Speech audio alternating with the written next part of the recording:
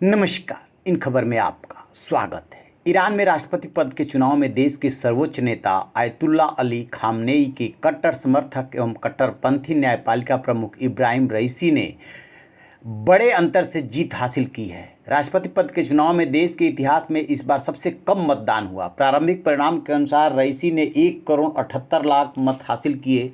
चुनावी दौड़ में एकमात्र उदारवादी उम्मीदवार अब्दुल नासिर हेमाती बहुत पीछे रह गए। खामनेई ने रईसी के सबसे मजबूत प्रतिद्वंदी को अयोग्य करार दे दिया था, जिसके बाद न्यायपालिका प्रमुख ने ये बड़ी जीत हासिल की। रईसी की उम्मीदवारी के कारण ईरान में मतदाता मतदान के प्रति उदासीन नजर आए और पूर्व कट्टरपंथी राष्ट्रपति महमूद अहमदी नेजाद सहित कई लोगों ने चुनाव के बहिष्कार का आह्वान किया। ईरान के गृह मंत्रालय में चुनाव मुख्यालय के प्रमुख जमाल उर्फ के मुताबिक प्रारंभिक परिणामों में पूर्व revolutionary guard commander Mohsin Rezaei ने 33 लाख मत हासिल किए और हेमाती को 24 लाख मत मिले। एक अन्य उम्मीदवार आमिर हुसैन गाजीजादा हाशमी को 10 लाख मत मिले। उदारवादी उम्मीदवार एवं सेंट्रल बैंक के पूर्व प्रमुख हेमाती और पूर्व revolutionary guard commander Mohsin Rezaei ने रईसी को बधाई दी। हेमाती ने शनिवार तड़के इंस्टाग्राम के माध्यम से रईसी को बधाई देते हुए लिखा, मुझे आशा है आपका प्रशासन ईरान के इस्लामी गणराज्य के गर्व करने का कारण प्रदान करेगा। महान राष्ट्र ईरान के कल्याण के साथ जीवन और अर्थव्यवस्था में सुधार करेगा। रेजाई ने मतदान में हिस्सा लेने के लिए खामनेई और ईरानी लोगों की ट्वीट करके प्रशंसा की। रेजाई ने लिखा, मेरे आदरणीय भाई अयतुल्ला डॉक्टर सैयद इब्राहिम रईसी का निर्णायक चयन देश की समस्याओं को हल करने के लिए मजबूत और लोकप्रिय सरकार की स्थापना का वादा करता है। आपको बता दें कि चुनाव में किसी उम्मीदवार की शुरुआत में ही हार स्वीकार कर लेना ईरान के चुनाव में कोई नई बात नहीं है। ये इस बात का संकेत है कि सावधानी से नियंत्रित किए गए इस मतदान में रईसी ने जीत हासिल की है। कुछ लोगों ने इन चुनावों का बहिष्कार किया। इस बार मतदान प्रतिशत 2017 के पिछले राष्ट्रपति चुनाव के मुकाबले काफ़ी नीचे था। रईसी की जीत की आधिकारिक घोषणा के बाद वह पहले राष्ट्रपति होंगे जिन पर पदभार संभालने से पहले ही अमेरिका प्रतिबंध लगा चुका है। उन पर यह प्रतिबंध 1988 में राजनीतिक कैदियों की सामूहिक हत्या के लिए तथा अंतर्राष्ट्रीय स्तर पर आलोचना झेलने वाली ईरानी न्यायपालिका के मुखिया के तौर पर लगाया गया था। वो अपना पदभार अगस्त में ग्रहण करेंगे।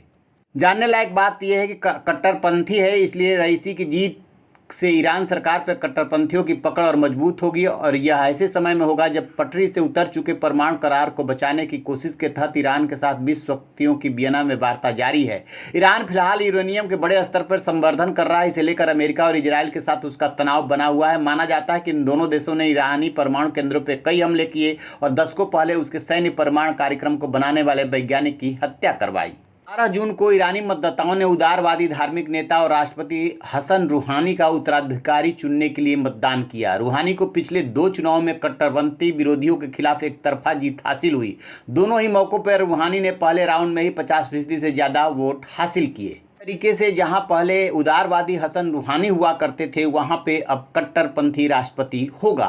राष्ट्रपति पद की दौड़ में शामिल रहे सभी लोगों को 12 धर्मशास्त्रियों और कानून विशेषज्ञों की सभा गार्डियन काउंसिल से मंजूरी लेनी होती है। इस चुनाव के लिए गार्डियन काउंसिल ने 590 उम्मीदवारों में से सिर्फ 7 लोगों को अपनी मंजूरी दी थी। इन 7 लोगों ने ही चुनाव में पंजीकरण कराया।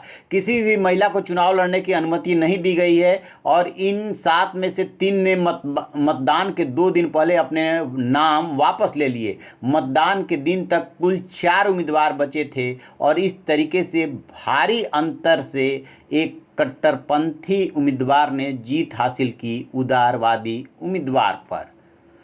तो देखते हैं कि आगे अब इंटरनेशनल पॉलिटिक्स में इसे किस रूप में लिया जाता है। और अमेरिका तो पहले ही प्रतिबंध लगा चुका है, तो जो अमेरिका से लड़ाई चल रही है उसमें आगे ये राष्ट्रपति कैसे कदम बढ़ाते हैं। तो आप रहिए ना बेखबर, देखते रहिए इन खबर। Thank you. इन खबर चैनल को सब्सक्राइब करें।